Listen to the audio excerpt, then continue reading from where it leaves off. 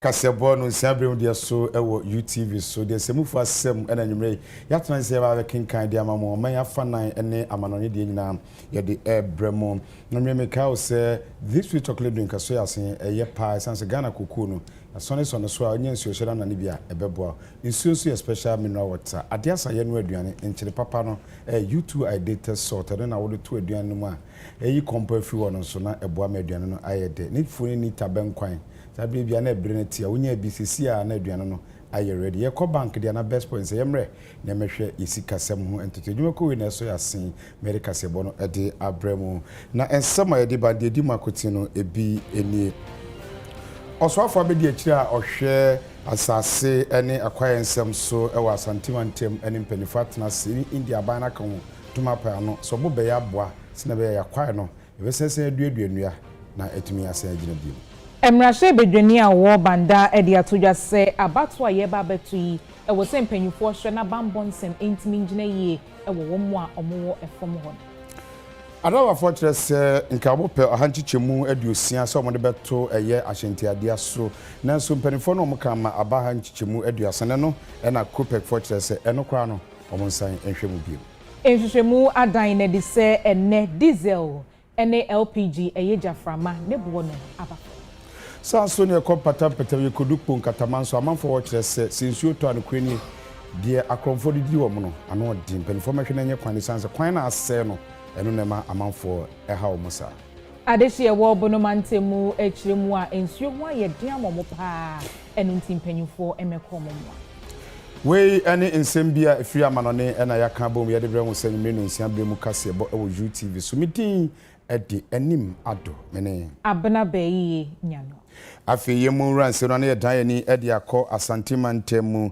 asoye hwe Ghana yensase ene de obo ade de amaye so Ministry of Lands and Natural Resources edi dwuma bi aba o Forestry Commission nyina ne se India dwumaku bi a yankwankra dwuma no mo akantoma apa no a omba be baabi a ombeduaduanua the potokase seedlings no se ne be bitumi atuadua na ye kwae no yasan enyani biim Ghana buying akekana ho our Ministry of Lands and Natural Resources of the Forestry Commission of Ghana. Womuni edwumakuo bia ensha abayase a efree India. Womo etimi ababe si ne friend potokasem modern tissue culture laboratory. Ewa mangwase a ewo atwema emponua mensinemu ewa santemantema. Dwumadi a womo edia no se ometimi afa abefo kwan so na afi omaye mpenzempenzemu. Ne niema betimi akeka bom na omode ye seedlings a yedi bedua ye kwaya asei nsase a amanfo afa koti kwan so ebu enua ose no yebetimi adua enua na afi yebetimi enya sa enua no ho emfaso eno ena omaye amane ne amamra a empanyimfo aka bom asesi ade omabie center na seedlings de eyade omo eba beye bibre na eno eye abefo kwan so a omo fa so omo de seedlings no ne enim se emre bi atwam a amanfo fi se udua dua eche eno ti ena sa adwumakue omo beye sa adwumadi ase ena Deputy Minister for Lands and Natural Resources onmanyamfo Benito Owusubio ekasa odi nsem etu edwa facility ya India foi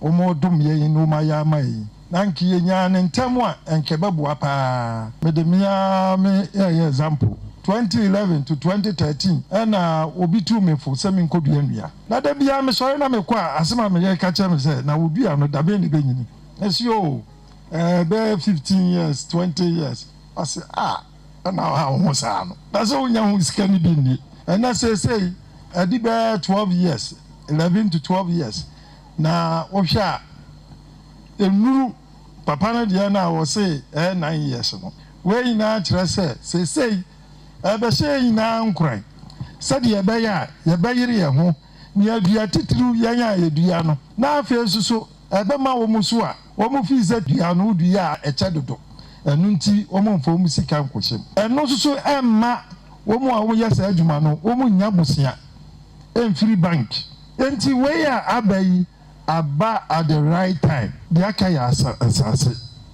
nsase ne benya sa galamsey no e be hwe ni ye Kwanchefo penyi a oda Forestry Commission ano eyo nimonyamfo John Alote. Emna wakasa na wo kire se sanhihye ebeboa ama ye kwaye ne ensase ase no. Etimegina na nanso. This laboratory has been established by the company during a very important period in our country, when there has been tremendous enthusiasm and commitment and investment by both government and private sector actors to restore degraded and deforested landscapes in the country. The high quality and genetically superior seedlings to be produced from the laboratory will serve as an important planting material for various state and non-state actors involved in forest restoration initiatives in this country. Ne krakra no Kwanchefo penya oda adwumaku a ensha abanyase a wo mo eye sa adwumadie me kire Star Agroforestry Limited Owura Sanje Oda eso ekasai. Ghana has been relying on traditional planting methods, whereas the other first world and the developing countries is surge ahead with phenomenal success through the adoption of tissue culture. However, today we mark a turning point. We established this tissue culture laboratory not only to support Forestry Commission and developers, but also to uplift the countless farmers striving for better yield and quality in their crop.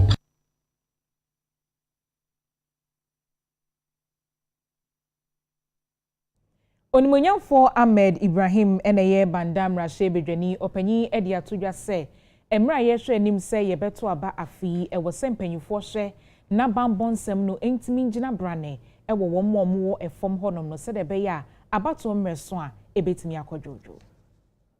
September 20 was it 2019 I suffered an assassination attempt.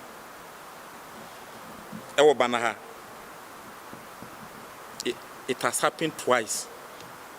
Na yenya registration o. Police ni BNI energy.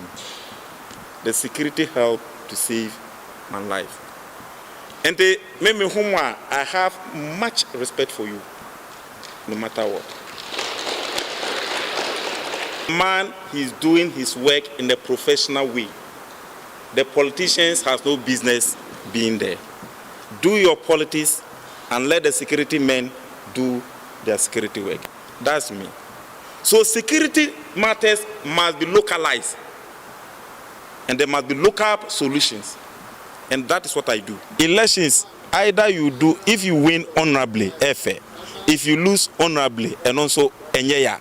But if you win dishonorably, wa unim say adewe enye odiane dimao.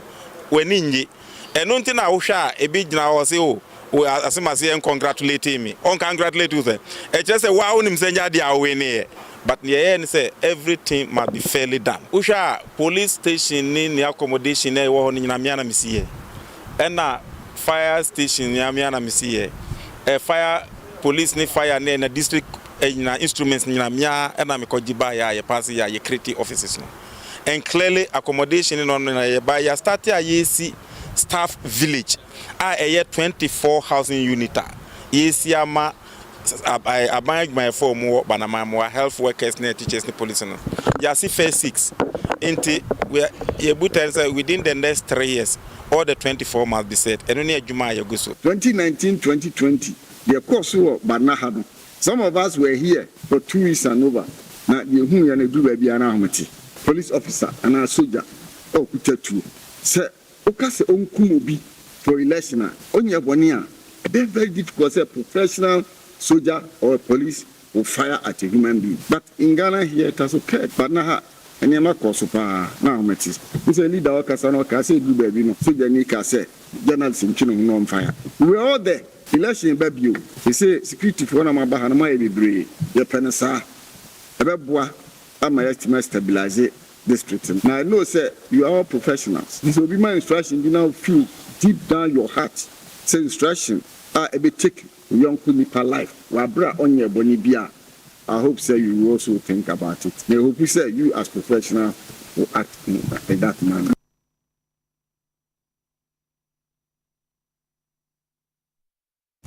Executive Director Ujinama Chamber of Petroleum Consumers COPEC Ura Dankaramo Edin Sembi ato adava fo ahyenkafa mekire omomudi trotro ne ade adwuma eni omomutu kwantintin kire se commercial drivers so obesere omo ohaji chemadu asoma o madwen se mo ne beto ya shintade so no so bo ya amanfo bebre pa sense sisi kura de ho no emu odin de mom na odi bi e ba beka ho Ashenkafo nka bomu kodoro na ye ne se firi adwade ko na hyentuade wa pagam wodo ha mu chichemu aduasa 30% en wodi piece wo ne nyina ne se niam woto di sisi wonka no ne bo akosoro papa oil odi gu nka mu spare parts divele 42 mu bum afi aban de to foforo kra sa beto wonko so a carbon emission tax eni soso ne wiase obi bia ne ho pese odi dwa no bo kanti no won soso no hyentuade bo no pagam na wo so ndwade a wodi no wonyamfaso e di afiri so we na mapanyene kwankyere for da kopeka no owura dankana mu esra Ashenkafo nka bomu ko ni se wo ha mu chichemu aduasa 30% die ano de wo hwan so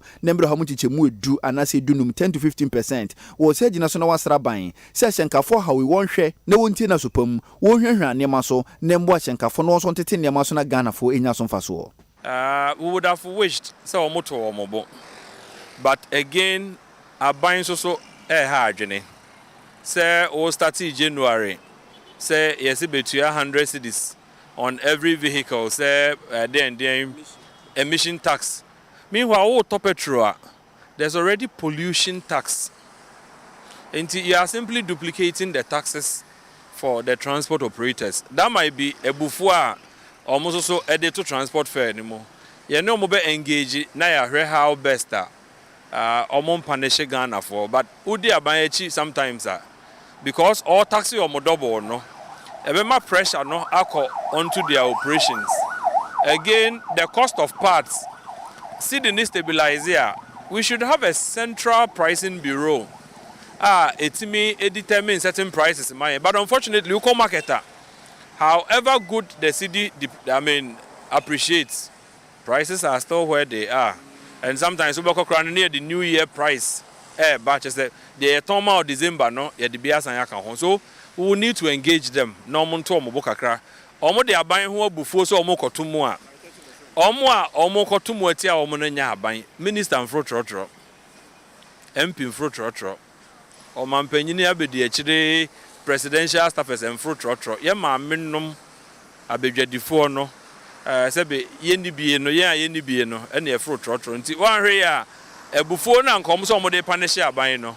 Na omo de punish ye ya mom. Until we engage them, we appeal to them, say, come hold on kakra. Maybe by the end of January, maybe an petrol no more lucky for now sense from Biaka home. So that a bit me a cushion no kakra. 10-15% beer, Ghanaians can accommodate 30 no was wrong.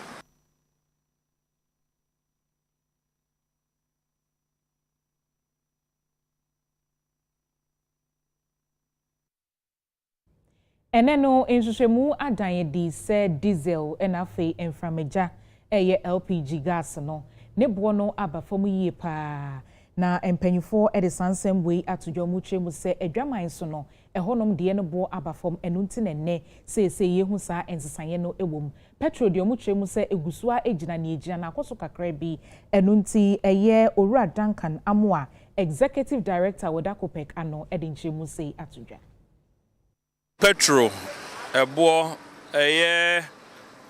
diesel ye use wo man mono ebo no so ate on the international market be 2.8% and cedi no so a o de be measure whether a basic form and a begina no the cedi was stable assign appreciate kakra be 0.76% into diesel bo no expectation say esobeti between 10 and 22 pesos. Petrol, unfortunately, no cost robe 3.8%. And possible say petrol be hun to move 1 or 2% be was so because city no so stable. And kakra be that petrol so. LPG enya the biggest reduction for the window. LPG so te be 8%. So all input into say Sydney stable so even for LPG so what it will mean is that LPG for no best me and so anything between 5 and 10%. Into another so better pa as of an pay OMC's Nibia started to table on so there who no the cartoon mu pepe over na diesel or swear hwan into omo motor diesel no ebo besi form over na petrol eko kakra ka ho enti petrol for no betu e bia ka ho LPG for no so ebo na start AC form as we speak. This is largely because it's the international markets. Say me no work say factories are not producing the in December, November, December because of Christmas, no, almost slow down. Into engines, I can say na a used to diesel or no, demand never cut down. And once demand goes down and production is still at the same level, now supply at the same level, no, you will find price of that commodity reduce. As it is right now, workers are back to work, transportation systems are back. Omo quite December, bebre na come back. So aviation systems are also working. Inti petrol no so be use bebre. So that explains why the difference between petrol and diesel at this time, no. Again, international market development is also juma. Inti be February there, yeah lucky. Said January lucky no. But for January between now and the end of the month there, who use diesel or no, ube benefit, LPG be benefit, petrol ne ano ayeshe kakra.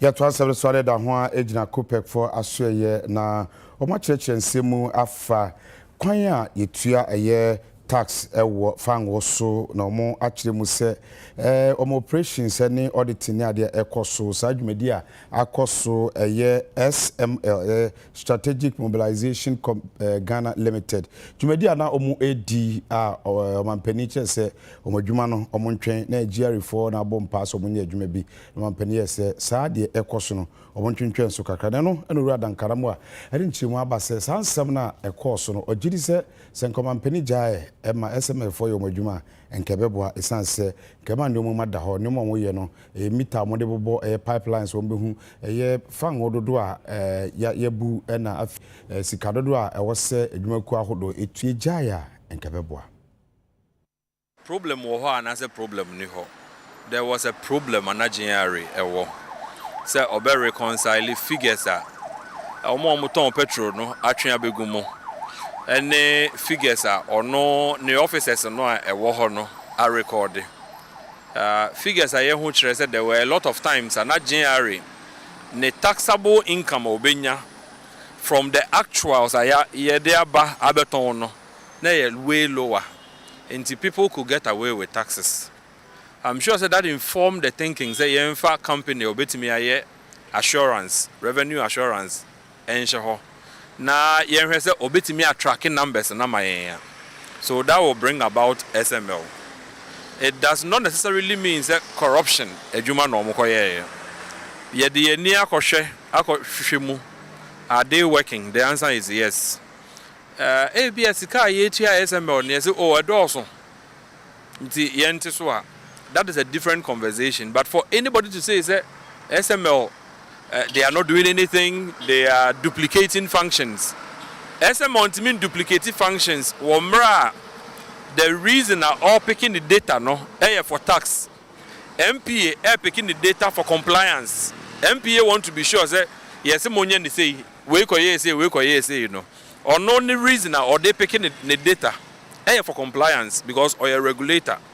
MPA data will have to go to Energy Ministry and later to Finance Ministry. SML data to Finance Ministry. The focus of the two institutions are not the same. To even say some duplicate. I think that I was seeing in some way because sometimes corruption hard, but any BBA as dirty or as corrupt as we make it portray it to be, you know.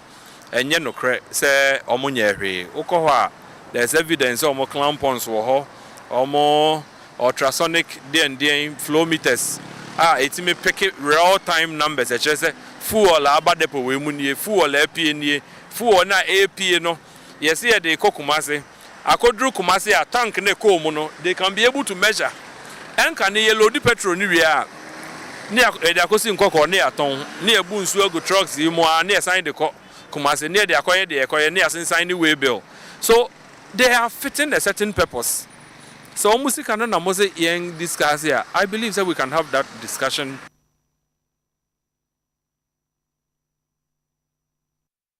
Yebejina ha ne agye aboafo nkratoe di kan yeba yebetoa so.